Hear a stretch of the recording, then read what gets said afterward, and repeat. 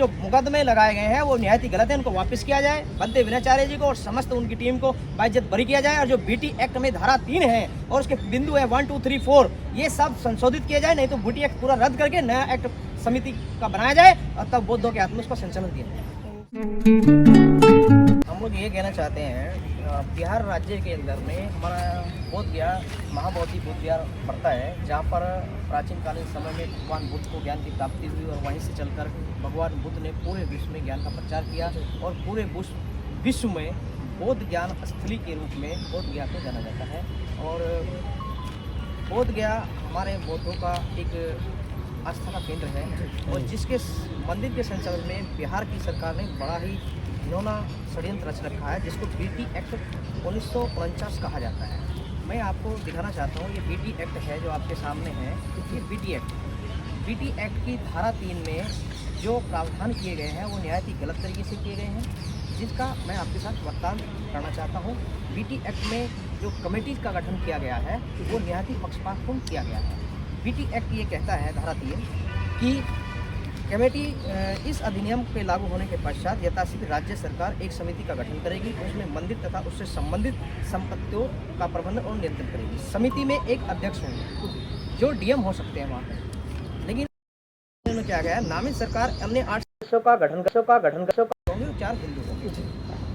पहली बात तो यही खटक जाती है कि पहले 4 होंगे, 4 हिंदू होंगे। दूसरा इन्होंने कहा है कि उसके जो महंत होंगे अगर नाबालिग है, मानसिक रूप से अस्वस्थ है और समिति का जो है काम करने से मना करते हैं तो किसी हिंदू को उसका महंत घोषित किया जाएगा।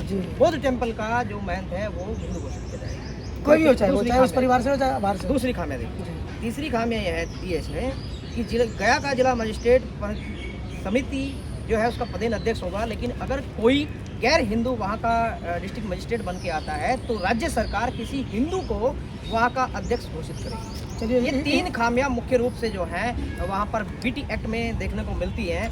एक बात देखिए, एक इस्लामिक प्रदेश में जाइए या उसमें जाइए मस्जिद में, वहाँ पर जो कमेटीज होती हैं संस्था के अंदर में वो सारा मुस्लिम लोग होते हैं। हिंदू में जाइए किसी भी हिंदू टेम्पल में जितने भी कमेटी के लोग होते हैं वो सब हिंदू होते हैं। आप सिखों के यहाँ चले जाएंगे, गुरुद्वारे में देखिए, गुरुद्वारे के अंदर में जितने भी लोग कमेटी के अध्यक्ष होंगे, सेक्रेटरी होंगे या उसकी प्रबंधकारिणी जो भी समिति होगी, तमाम लोग जो हैं सिख, यहूदी, फारसी, यानी तमाम देश के जितने भी धर्म हैं या विश्व के जितने भी धर्म हैं, प्रत्येक जो है धर्म की जो भी संस्था होगी उसका संचालन उसी धर्म के लोग करेंगे। ये संविधान भी कहता है कि जिस धर्म की संस्था होगी। लेकिन बौद्धों के साथ में घिनौना अत्याचार इस बीटी एक्ट को बना के किया गया है। इसमें साफ साफ किया गया पूरी पावर ऑफ अटॉर्नी तो इस एक्ट के माध्यम से हिंदुओं के हाथ में दे दी है, बौद्धों के हाथ में दिया नहीं। बौद्ध खाली 4 बौद्ध होंगे, वो समिति के मेंबर होंगे। बाबा साहब के संविधान को नहीं मानते आप लोग? बाबा साहब के संविधान को मानते हैं। बाबा साहब के संविधान में भी तो कहा है कि कोई भी व्यक्ति अपने धर्म के अनुसार संस्था चला सकता है, अपनी संस्था का संचालन कर सकता है। बाबा साहब ने जब 1950 में संविधान दिया, लागू हुआ, उसमें एक लाइन में बाबा साहब ने कहा कि 1950 से पहले के जितने भी कानून हैं वो स्वतः खत्म हो जाते हैं, 1950 के बाद भारतीय संविधान लागू होगा। इस बात को नहीं मानते हैं? इस बात को हम मानते हैं, तभी तो इसका विरोध कर रहे हैं। बीटी एक्ट का ये 49 में बना है, तभी तो ये तो भारतीय संविधान लागू होती है, स्वतः ही अपने आप खत्म हो गया। लेकिन बिहार की सरकार आज तक इसको चला रही है, इसमें संशोधन नहीं कर रही है, इसीलिए तो लड़ाई यहाँ पर तमाम देश के लोग लड़ रहे हैं। और बिहार में इसको लेकर बड़े लंबे समय से आंदोलन चल रहा था। उस आंदोलन को छिन भिन करने के लिए ही भंते विनयाचार्य जी पर फर्जी मुकदमे साठ-गांठ करके पुलिस प्रशासन के द्वारा लगाए गए हैं। जो मुकदमा नंबर जो है 324/25 और मुकदमा नंबर 331/25 थाना बोध गया, जिला बोध गया, बिहार में जो पंजीकृत किया गया है, निहायत ही गंभीर आरोप उसमें लगाए गए हैं, जो सारे के सारे निराधार और फर्जी हैं। भंते जी जो बुद्ध का ज्ञान बांटते हैं, विश्व में शांति की बात करते, कभी झगड़ा कर ही नहीं सकते, किसी के साथ मारपीट कर ही नहीं सकते, निहायत ही गलत अत्याचार के तहत उन पर आरोप लगाकर उनको जेल में बंदी बनाया गया। भारतीय संविधान है, ये बौद्ध और हिंदू को नहीं देखता है। इन्होंने राम रहीम को नहीं छोड़ा, आसाराम बाबू कितना बड़ा संत हुआ उसको नहीं छोड़ा, फिर ये तो विनाचार्य हैं, अभी उभरते हुए नए नए बनते बने हैं। देखिए बात राम रहीम जी की नहीं है, बात है कानून की। इनके ऊपर बवाल मचाने का आरोप है, वहाँ पर मार पिटाई का आरोप है, वहाँ पर जो किताब विक्रेता है कोई गुप्ता करके, नीरज गुप्ता करके, उसने जघन्य आरोप लगाया कि मेरे को जान से मार देते अगर पुलिस वाले नहीं होते तो। एक बात देखिए, गुप्ता जहाँ धरना चल रहा है, गुप्ता जी की दुकान वहाँ से बहुत दूर है, बिल्कुल बोध गया टेम्पल के बाहर है, और धरना चल रहा है श्रीलंका टेम्पल के सामने। कैसे उनको मार देंगे? ये झूठे अपराध जो है लगाए गए हैं, जो आरोप लगाए गए हैं। जो घटनाक्रम है वो बीटी जो महाविहार है उसके बिल्कुल बाहर मेन एंट्री पर है। ये घटना बिल्कुल झूठी है, षड्यंत्र के तहत लगाई गई है। एप्लीकेशन जो दिया गया है वो षड्यंत्र के तहत दिया गया है ताकि आंदोलन को स्थगित कराया जा सके, किसी तरीके से आंदोलन को बंद किया जा सके कि ये मांग बंद हो सके। सारे आरोप फर्जी हैं, कोई घटना वहाँ किसी प्रकार की नहीं हुई है, बिल्कुल निराधार मुकदमे। सीसीटीवी दिखानी चाहिए बीजीएमसी को देना चाहिए, जारी करनी चाहिए, जारी करनी चाहिए। नहीं दे रही है, कोर्ट में भी नहीं दे रही है। ये केवल ये है कि ये बीटी एक्ट को रद्द करने की मांग बंद की जाए और जैसे संचालन बोध बिहार का चला आ रहा है इसी तरीके से चलता रहे, उनकी सत्ता बनी रहे। केवल इसीलिए आंदोलन को समाप्त किया गया है, जिसका हम लोग घोर निंदा करते हैं और ये मांग करते हैं कि भंते विनाचार्य जी के साथ साथ जितने भी बौद्ध प्रचारक वहाँ पर जेल में बंद किए गए हैं सबको बाइज्जत सह सम्मान बरी किया जाए और जो 2 मुकदमे लगाए गए हैं उनकी निष्पक्ष जाँच करते हुए उनको वापस किया जाए। दूसरे पक्ष का आरोप है, गिरिक पक्ष का जो महंत पक्ष है वहाँ का, उनका आरोप है कि ये सभी लोग जो बैठे हैं फर्जी बनते हैं, इनमें कोई बनते हैं ही नहीं। लामा ने सिर मुंडवा कर गंजा करवा कर लोगों को बिठा दिया है। मुख्य बनते जो देश के जो मेन बनते हैं, जिन्होंने इस लड़ाई को 1992 में या फिर उससे पहले अनागरिक धर्मपाल के साथ जो शुरू की थी, धर्मपाल जी के साथ में, उस पूरी टीम से कोई बनते इस पूरे आंदोलन को सपोर्ट नहीं कर रहा है। ऐसा नहीं है, जो बनते हैं वो वास्तव में बनते हैं। और बनते विनयाचार्य जी जो है 2014 में हमने भी बहुत भिक्षु का ट्रेनिंग लिया था, बोधाचार्य का, और हम लोग पूर्ण बनते नहीं बने थे, हमने केवल प्रशिक्षण के तौर पे मात्र ट्रेनिंग लिया था। हमारे साथ में उन्होंने अम्बेडकर छात्रावास मुजफ्फरनगर में प्रशिक्षित हुए थे, उसके बाद से ही वो पूर्ण रूप से समर्पित बौद्ध धर्म के लिए हो गए थे। वो प्रचारक है, आज तक उन्होंने कोई शादी नहीं की है, पूरा घर पर त्याग रखा है और वो हमेशा बौद्ध धर्म के प्रचार में ही रहते हैं। और अन्य साथी लोग भी हैं जो वहाँ पर प्रचार कर रहे हैं। और रही बात ये कि सिर मुंडवा के जो बैठ गए, हो सकता है ऐसा हुआ, उसकी हम वो नहीं कहते हैं, लेकिन बौद्ध धर्म प्रचारक में जो बुद्धिस्ट सोसाइटी ऑफ इंडिया है और तमाम संस्थाएं वो एक बाकायदा श्राम में भिक्षु प्रशिक्षण शिविर लगाती है, उसके द्वारा कैटेगराइज किए जाते हैं लोग, और कैटेगराइज करने के बाद ही उनको चीवर दिया जाता है। ऐसा नहीं कि किसी को भी मुंडवाया और चीवर दे दिया। चीवर जो है भगवान बुद्ध का एक प्रतीक है, वो किसी को ऐसे नहीं दिया जाता है। ये सब आरोप है, मिथ्या आरोप है। आकाश लामा पर आरोप लग रहे हैं, करोड़ों रुपए खा गए हैं, बोध गया प्रशासन से मिल गए हैं।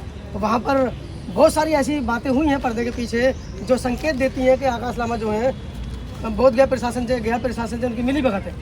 हो सकता है उसकी गंभीरता से जांच होनी चाहिए। और जो पैसों का आरोप लग रहा है कि इन्होंने गबन किया है, भाई बाकायदा आपके पास अगर चंदा है, उसका हिसाब किताब बैलेंस शीट उन्होंने बनाया होगा, बैलेंस शीट के लिए सी अपॉइंटमेंट कीजिए, उसका ऑडिट करेगा। अगर ऑडिट में आरोप सिद्ध होते हैं तो उन पर कार्रवाई कीजिए, उसके लिए मना थोड़ा ही। लेकिन आप डायरेक्टली किसी पे आरोप लगा देंगे और उसको डायरेक्टली जेल में भेज देंगे, कहाँ का तात्पर्य? भाई चंदा हर संस्था लेती है, कोई भी आंदोलन प्रोटेस्ट चलता है या कोई संस्था चलती है वो जनता के सहयोग से चलती है। कोई हमारे देश के अंदर इतना करोड़पति नहीं है कि वो पूरा आंदोलन एक साथ चला लेगा। आज देश में जो सत्ताधारी पार्टी है वो भी चंदा लेती है। 9 तारीख को बोध गया में एक मीटिंग होती है जिसमें भंते विनाचार्य जी पहुँचते हैं, आकाश लामा की पूरी टीम पहुंचती है और ये राजेंद्र पाल गौतम वहाँ पर होते हैं। वो कहते हैं कि 5 तारीख को एक प्रोटेस्ट जंतर मंतर पर किया जाएगा, उसके बाद 6 और 7 तारीख को एक मीटिंग डॉक्टर अम्बेडकर भवन में की जाएगी, जिसके अंदर क्योंकि बहुत सारे आरोप आकाश लामा पे लग रहे हैं तो क्यों ना इसकी एक राष्ट्रीय सेंट्रल कमेटी बना दी जाए। उस कमेटी को लेकर 6 और 7 तारीख को अम्बेडकर भवन में सभा होनी है। लेकिन सुनने में ये आ रहा है कि आकाश लामा ने स्वीकृति देने के बाद उस कमेटी में आने से मना कर दिया।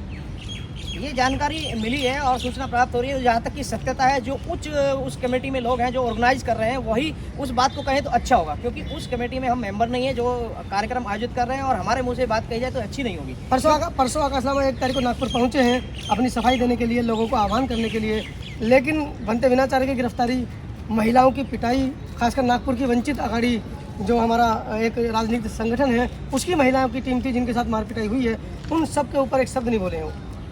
वो उनका व्यक्तिगत मैटर है, वो क्यों नहीं बोले? व्यक्तिगत मैटर कहाँ से आ गया? तो समाज की बात होगी ना, बात समाज की है, समाज क्यों नहीं बोल रहे उसका जवाब वही देंगे, वो ही जवाब उसका देंगे। वो क्यों नहीं बोल रहे? वो दबाव में है या बिक गए हैं, उसका जवाब वही देंगे। तो क्या कहना चाह रहे हैं आज की इस प्रेस कॉन्फ्रेंस? हम यही कहना चाह रहे हैं जो मुकदमे लगाए गए हैं वो निहायत ही गलत है, उनको वापस किया जाए। भंते विनाचार्य जी को और समस्त उनकी टीम को बाइज्जत बरी किया जाए। और जो बीटी एक्ट में धारा 3 है और उसके बिंदु है 1, 2, 3, 4, ये सब संशोधित किया जाए, नहीं तो बीटी एक्ट पूरा रद्द करके नया एक्ट समिति का बनाया जाए और तब बौद्धों के हाथ में उसका संचालन दिया जाए। सरकार नहीं मानती है तो? सरकार नहीं मानती है तो पूरे देश में आप देख ही रहे हैं, जंतर मंतर पे भी आंदोलन चल रहा है, तमाम देश में चल रहा है, और ये आंदोलन ऐसे ही हर जिले में, हर गांव में चलता है। कुछ नहीं कर पाओगे। ग्वालियर में एक प्रतिमा तो लगवा नहीं पा रहे बाबा साहब की। बाबा साहब की प्रतिमा लगने वाली है वहाँ पर, कोर्ट ने भी आदेश कर दिया, आपके भी संज्ञान में, मेरे भी संज्ञान में। लगवा नहीं पा रहे, सिर्फ कैसे नहीं सिर्फ दो वकील विरोध में खड़े हैं, उसके बावजूद पूरा देश पक्ष में खड़ा है, फिर भी नहीं लगवा पा रहे। देखिए, समय जरूर लगता है किसी काम को करने के लिए, लेकिन कोई काम रुकता नहीं। जो जायज काम होता है, जो सार्वजनिक काम है, कभी नहीं रुकता है। अब आप दोष दिखाओगे देश के अंदर, दूसरे लोगों की धार्मिक यात्राओं को रोकोगे? दूसरे लोग अपनी यात्रा कर रहे हैं तो हम उसको कहाँ विरोध कर रहे हैं। हम अपने धर्म की बात कर रहे हैं, अपने बुद्ध को की गरिमा की बात कर रहे हैं, हम दूसरे को गिराने की बात नहीं कर रहे। रोक तो दी कलश यात्रा आप लोगों ने। खबर पाने के लिए चैनल को सब्सक्राइब